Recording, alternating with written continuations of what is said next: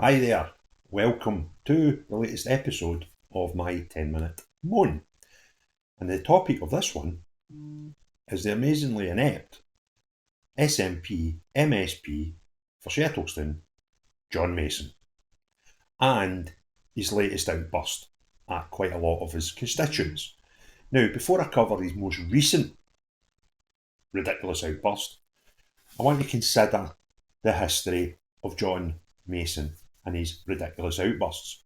So back in 2007, it was one of his most contentious outbursts when there was a fundraising campaign to put money together for a memorial for 3 Scottish soldiers who were killed by the IRA. And he refused to support this because he sees IRA as freedom fighters. His quotes are there. That's not my spin on it. That's what John Mason said. So he believes IRA are freedom fighters, and he made a rather unusual comment saying, I support Scottish soldiers if they do good, but not if they do bad. What John Mason is saying back in 2007 is Scottish soldiers doing their job for the British Army in 1971 in Northern Ireland were not doing good. They were doing bad because he will not support them if they were to do bad. And he didn't support these boys that died. Then he was disciplined by his own party. Now, imagine being disciplined by the SNP. You've got to be proper nuts to be able to do something that upsets them when you're in that party. And what he was disciplined for was his views on abortion. Because they are trying to push through, or many people are trying to push through a bill which will stop protesters being within, I think it's 200 metres of an abortion clinic, because he believes people should be able to stand there and berate females going in for abortions for whatever reason. So he's anti-abortion, and he thinks, and has done, he has been at anti-abortion protests outside abortion clinics. I think one that was in a hospital in Glasgow. So he disciplined for SNP about that. He also said in 2017, now I'm not sure of the context, and my jaw dropped when I seen this, but he said that Skye wasn't a real island. I don't know what constitutes an island, but a piece of land with water surrounding it is an island in my book. Even the wee 21 up in Hugginfield Loch is an island, regardless if you want to think people inhabit it or not, or whatever reasons you decide to think that's not an island. It's an island, and Skye is considerably bigger and inhabited, unlike the wee island in Hugginfield Loch that John doesn't think Skye's a proper island. Outstanding. A cracker last year, there was a bit of an uproar with bed and breakfast owners and short-term lets, to be honest with you, sort of, what do you call it, Airbnb type owners, who felt that they were getting squeezed constantly by the SNP and their continued regulations against bed and breakfast and short-term lets, actually full-time lets as well. However, John took to his public pedestal to declare that it would not be a real problem because people should just live in tents. What we say, people that go, short-term breaks, that we all probably have 2 or 3 of them over the course of a year, and a lot of people that take them will use like Airbnb type venues or traditional B&Bs. If the SNP regulations are making it hard for these people to continue their businesses, just take a tent. Man's crackers, isn't he? I mean, most times, but a fair amount of people that take short-term breaks are maybe to go when they're going to maybe family weddings, christenings, parties, 50ths and stuff like that, just take a tent. And, you can imagine it, how frustrating it is for us guys when we're in such a position and we're going to an event and we're all, dolled up, we've had our shower and got a tie on and whatever, and you've got that sort of half an hour that inevitably wait for your partners with the crimpers and the straighteners and the makeup and the list goes on. Imagine doing that in a tent. Man's absolutely crackers. And in 2018, this one just makes your jaw drop. I remember at the time and thinking, How stupid are you to make that comment? And you're actually representing the people of Shettleston at Holyrood. There was parking regulations around about football stadiums in Glasgow. Still going through just now. COVID's up a wee bit of a respite on the push for no parking zones round about streets. And this one fan had said, I'm disabled, and I've looked at the proposition, and I would need to walk approximately 10 minutes from parking my car to get to the game, and I would struggle to do that with my condition. That's quite a logical approach for this guy. You know, that's a concern. It's quite logical. John Mason told him, have you considered following a football team that you could get into easier? He's told a disabled fan of a football club to go and support somebody else because his partners are coming anyway. Absolutely mad.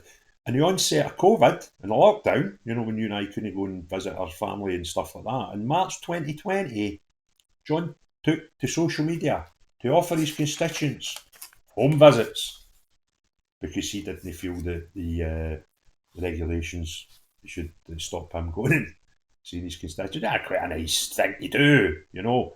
But there's a caveat there because in 2020, also the same year, John said publicly that he would not represent unionists in his constituency.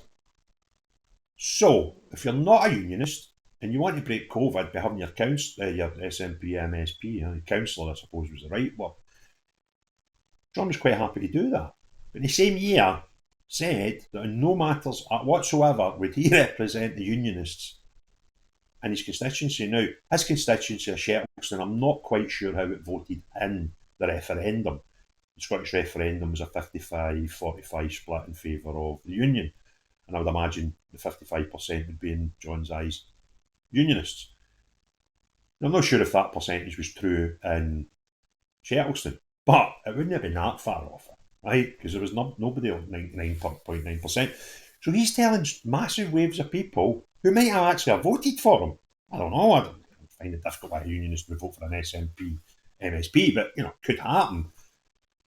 And even more so, it doesn't matter. Once you're voted, you're representing your full constituency. That's the sort of gig, isn't it? That's the rules. But John, adamant, I will not represent unionists in my constituency.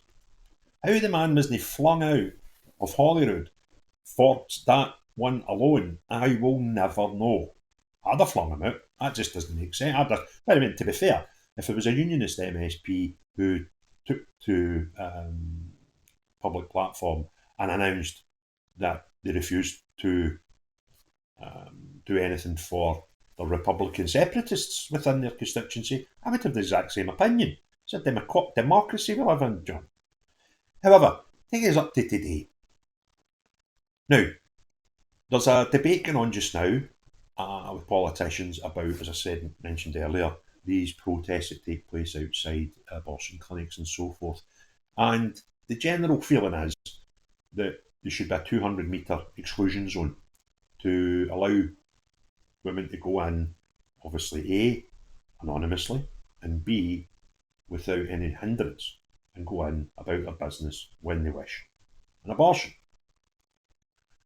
And where my politics are, and I think it's a fair thing to suggest, right? I must say, and that goes with the sort of popular opinion, I'd imagine. But John, being an anti-abortionist, has said, and fully supports it because he's already been at such events where he stood outside a hospital which offered abortions to protest that it shouldn't be happening. So he's pro-life. However, what he said today is, to justify his stance, is two things. One which has been picked up in newspapers and one which hasn't, which is not odd when you hear what it is. So the first thing he compared it to, he says, well, we allow folk to go to football matches and be in large areas. And I'm kind of missing where the connection is there, but he's obviously got hatred for some football fans. The second thing he said was, and I'm trying to make sure I'm quoting verbatim, we also allow certain processions who inconvenience residents and engage in harmful behaviour. Now, let's not beat about the bush. He's talking directly here about one organisation. An organisation that I am not a member of. However, I do know a lot of people who are, and I have no problem with them. No problem whatsoever with the Orange Lodge. That's who he's getting at here. And what he's getting at is that they allow people to march the streets in Orange Lodges and, in his words, engage in harmful behaviour. Wow. I have frequented processions in the past, and I have no qualms in saying this. I have attended orange processions in the past. They pass my door. I often, when I hear the bands coming, go out and stand and observe them going past. And I do admit, I have seen the odd occasion of behaviour that you could possibly term as being harmful. But the percentage and ratio of that potentially harmful behaviour is so insignificant that it doesn't, it's just an excuse to try and achieve what is, John Mason and a lot of people's ultimate aim, and that is to ban orange processions. Full stop. And the strange thing is, if there was a Palestine procession, or Free Palestine procession, or a Ban the Bomb procession, or any of these things, these people would probably be in them, never mind asking for them to be halted. And this puts us in the precipice of big bad decisions here. Because unless what the procession is actually about, i.e. celebrating orange culture, protesting about Palestine, protesting about abortions, whatever it is, unless the actual subject of your procession is illegal, then you have got a right to do it. And then you go, but I remember being upset. I remember seeing Craig Houston being upset about a Republican march in Govan a few years ago, and yes, I was. And the reason I was against that was it was celebrating a paramilitary terrorist. That's what it was celebrating. And that is a very different thing from celebrating your culture. If anyone of Irish descent wishes to celebrate their culture, and it is in a non-offensive, i.e. celebrating paramilitary terrorists, then feel free. It'd be quite nice to watch folk walking by my window doing an Irish jig. That could be quite an entertaining procession which would celebrate Irish heritage. Could probably think of lots of other things, I'm not saying as they try to make it happen in Scotland, which I was a bit confused about, but some of the largest cities in America celebrate St Patrick's Day, for example, with very large processions. If one was to happen in Glasgow, I would be quite amused to see the justification for the turnout. But, and I might not enjoy it, but I wouldn't be against it. And I find it very dangerous when, especially politicians, try to single out a particular type of procession and not others. And when they try to single it out, they can't say we don't want to see these people enjoy their culture. It's impossible to say that because nobody would ever agree with that, whether they like that culture or not. So they have to go down these roads of finding offence in what happens. And let's be honest, let's call a spade a spade. I have seen a small number of instances during these processions, none of them from within the procession itself. Anytime I've seen any problems have been the people watching those processions, not involved in them. And it is a small minority. Even the people watching it, the vast majority of them do so in a lawful, peaceful manner. But these people with John Mason, they've got to try and find fault in it. They can't just grandstand and say, I don't like Orange Lodge, don't like flute bands, right? But just, let's be honest, let's call a spade, John. That's how you view it.